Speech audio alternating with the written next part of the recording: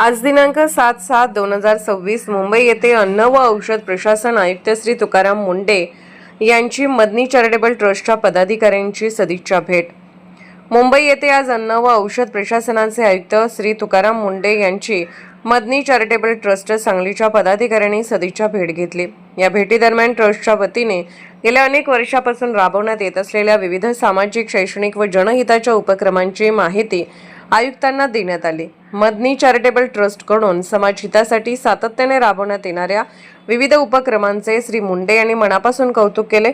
समाजातील गरजू, वंचित आणि सर्वसामान्य नागरिकांसाठी ट्रस्टने केलेले कार्य प्रेरणादायी असल्याचे सांगत भविष्यातही अशाच निस्वार्थ भावनेने समाजसेवा सुरू ठेवावी असे त्यांनी पदाधिकाऱ्यांना प्रोत्साहनपर मार्गदर्शन केले।